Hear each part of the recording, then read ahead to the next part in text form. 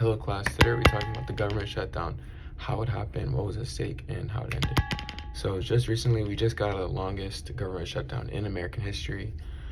So after about 43 days, over 1 million federal employees not getting paid, flights being canceled and or delayed, and on top of SNAP benefits being temporarily suspended, the government is now operational.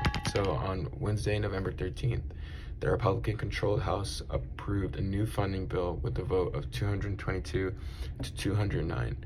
6 Democrats joined the Republicans to vote yes on it. The bill was then passed to the Senate with a vote of 60 to 40. It was then approved 2 days later, with President Trump signing it within hours, later putting it into law. But let's get back into the basics.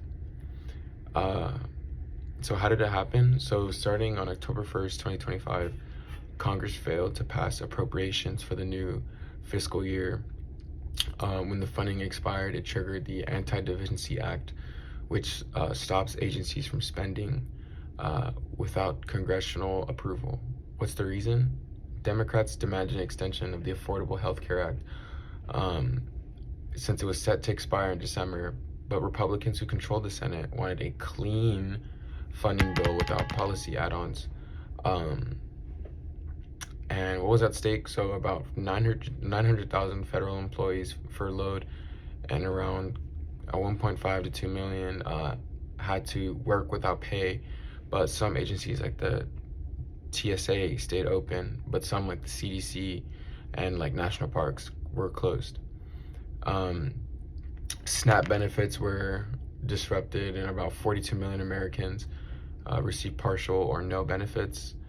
And there was a lot of air travel chaos, including airports, or I guess, yeah. And, a lot of flights got delayed, canceled, because there just wasn't really people working at the airports. There was also a pretty big economic impact on that. It was estimated about $15 billion a day were lost per week that the government was shut down. And let's get into why it ended. So basically, there's a lot of pressure, public backlash, over the unpaid workers, and there's a lot of food insecurity that was happening.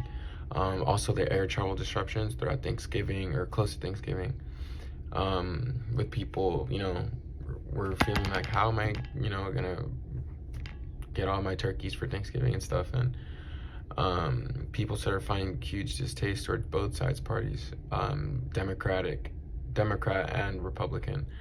And the breakthrough deal was that Senate passed a funding package on November 10, which was approved on November 12th, which funds most agencies till January 30, 2026, which guarantees payback for federal workers and reverse layoffs, restores SNAP and other programs, but doesn't include health subsidy extensions, but promised a vote in December.